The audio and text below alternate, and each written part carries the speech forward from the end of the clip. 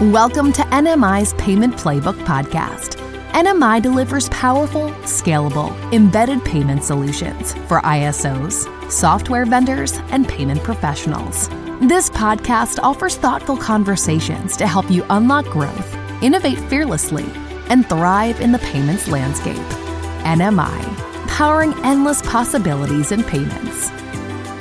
Hi, everyone, and welcome to NMI's Payment Playbook podcast. I'm Greg Myers, the host of the show, and on today's episode, our special guest is Tiffany Johnson, the Chief Product Officer here at NMI.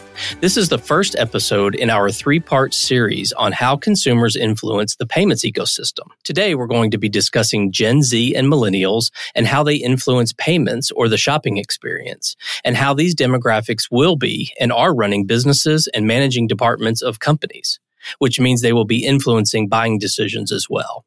So Tiffany, welcome to the show. Thank you, Greg. Very happy to be here. Like you said, Tiffany Johnson. I am Chief Product Officer of NMI and happy to dive into the consumer preferences and how they influence the payments ecosystem with you. Great. Well, go ahead and tell us a little bit about yourself and your background. Absolutely. So I've been with NMI just over a year now, but I've been in payments for, almost 18 years now, primarily with a focus on embedded payments. So I've had the pleasure in my career of working with some of the industry titans like Apple and Uber and Intuit and Amazon and Formula One and several others on their embedded payment strategy kind of throughout my career. So I'm very excited to bring that experience here to NMI, where we are on a mission to deliver a full service payments acceptance platform for our partners. Okay. And as you mentioned, you're the Chief Product Officer. So tell us about some of your responsibilities. Where to start? For all the product people out there, they will relate. As CPO, I have the pleasure of getting to wear a lot of different hats. And Vijay, who's our CEO, who you know well,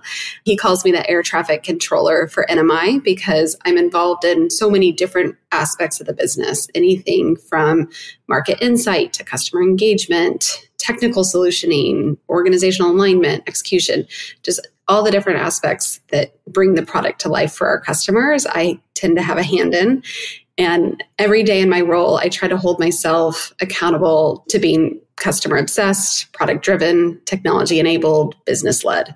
And that's sort of my mantra that I try to prioritize my role within. Awesome. Well, thanks for sharing that. So let's go ahead and start and dive into the topic at hand. So let's start with a few definitions. How would you define Gen Zers and millennials? So when I was preparing for this discussion, I actually had to look it up, and I found it interesting that the cutoffs for these generations, the years, are different depending on the source that you look at. And I also found it interesting that I am technically a millennial, though not by much. And 2 of my 3 kids are Gen Zers. So this conversation definitely hits close to home.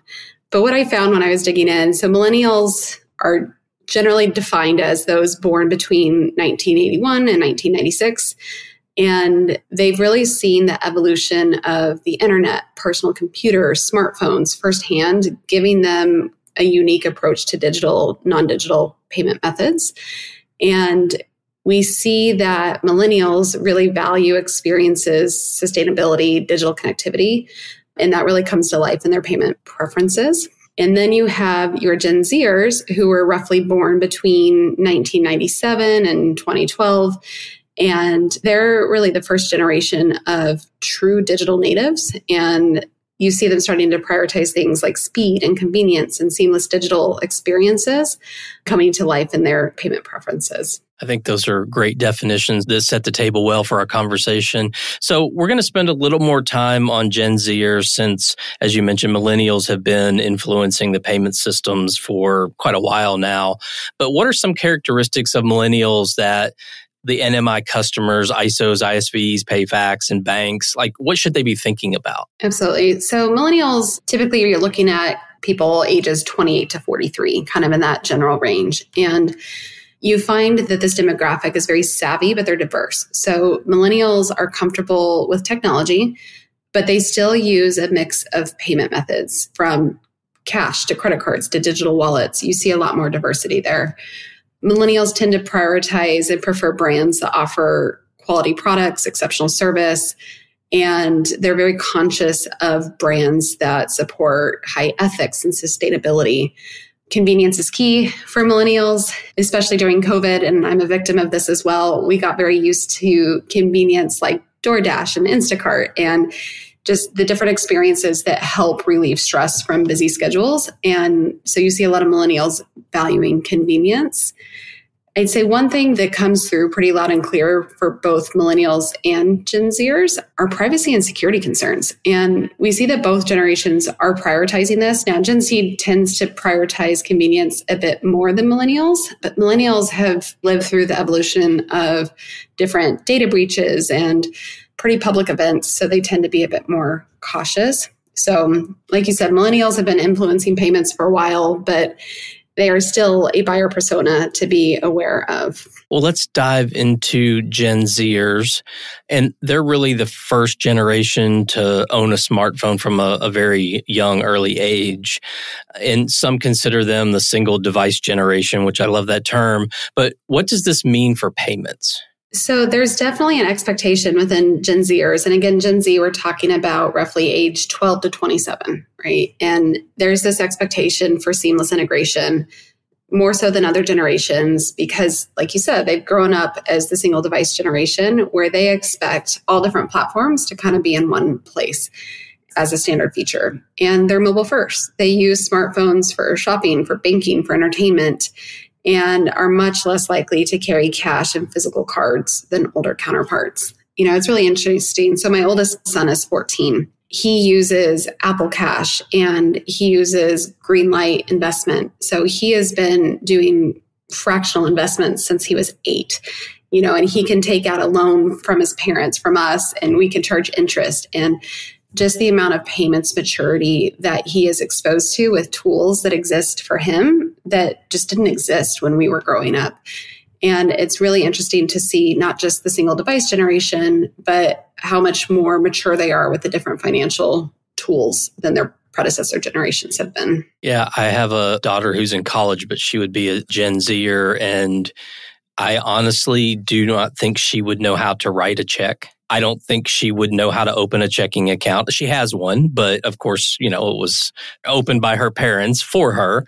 And she does everything on her phone. So I think that whole single device generation is something that payments has and will have to continue to adapt to. So I definitely think there's a lot to think about there when it comes to building products and all that kind of stuff for the Gen Zers.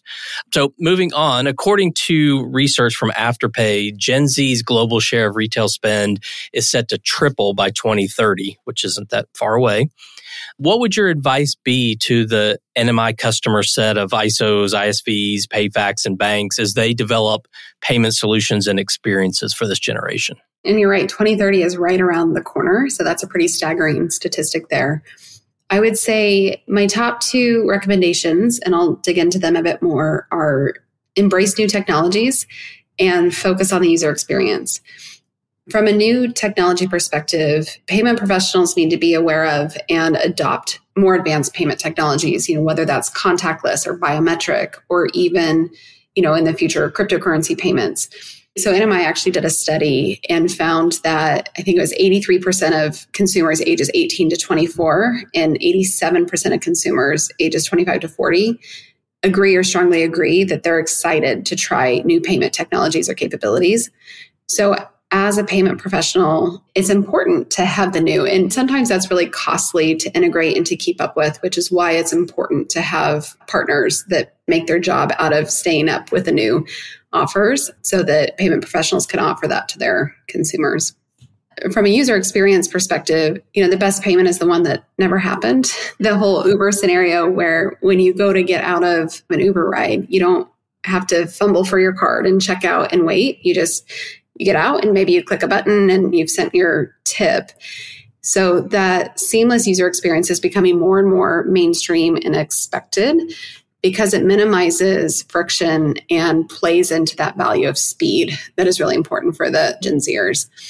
And I was reading a study by McKinsey a few days ago, and it said 62% of Gen Zers said they would check out other options, even if they had a favorite brand. And they would check out other options if it wasn't high quality, if it wasn't fast.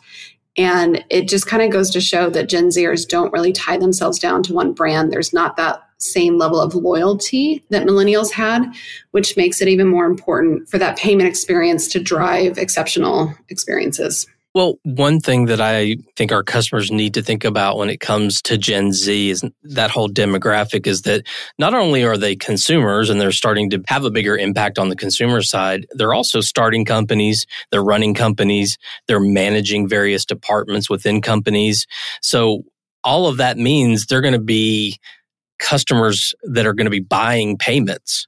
So how should our customers think about that from that perspective? I love this question, Greg, because you're kind of transcending into not just the consumer, but how are they as a buyer persona? And especially in the payments ecosystem, there's a lot of B2B business that happens. And it's important to recognize that your buyer personas are shifting, and what got you here might not get you there.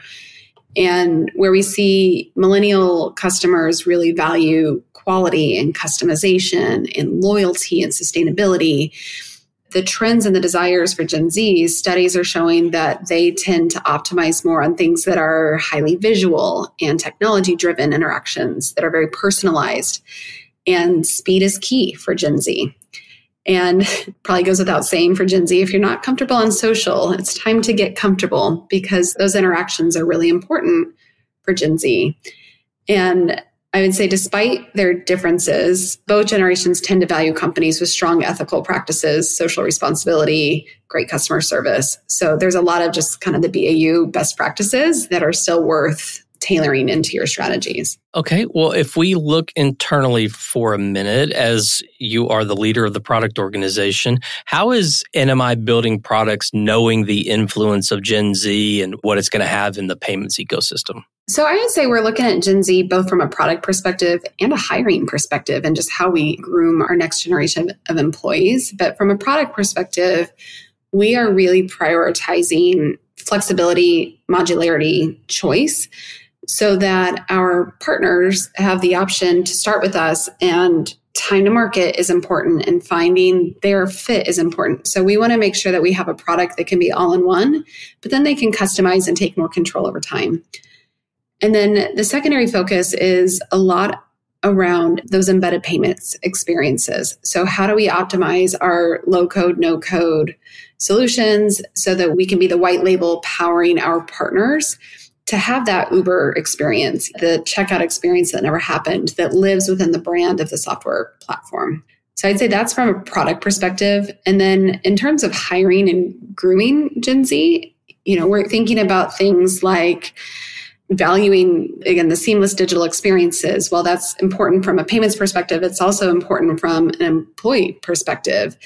And from a strategy in trying to attract and retain Gen Z talent, they tend to really prioritize work-life balance and experiences, but also mentorship. And the remote-first workplace has been really hard on Gen Z, who are hungry for that hands-on coaching and teaching. So making sure that you have those mentorship programs with intention is important for growing that Gen Z workforce. I'm glad you added in the employee part, because I think that's incredibly important. It's almost looking at them from three perspectives. They're consumers, they're going to be managing companies and working in departments of companies, but they're also going to be NMI employees. So I appreciate you adding that in. And if you don't mind, Tiffany, as we close out the show, can you give us a brief summary of the key takeaways for all of the NMI stakeholders? Of course. I, again, just love the series you're doing here, Greg. It's so easy in this industry to get sucked into the cool technologies and to be really solution driven. But you're bringing it back to where it counts. And that's, what are the consumers expecting today, and how is that evolving? Because solving customer problems in ways that resonate and meet customers where they are is going to be key to the next chapter of this payments evolution. So I'd say if there's any takeaways, embedded payments are important. The best payment is the one that you didn't know happened. So prioritize that experience, and security and trust is key. All right. Well, Tiffany, I think that was a great summary of our conversation. Thank you so much for your time today. I really appreciate you being on the show. Thank you for having me. It's been a great conversation. Yeah, I really enjoyed it. Well, everyone listening, join us next time for the second episode in our series on how consumers influence the payments ecosystem. And thanks for listening. Thank you for tuning in to NMI's Payment Playbook podcast.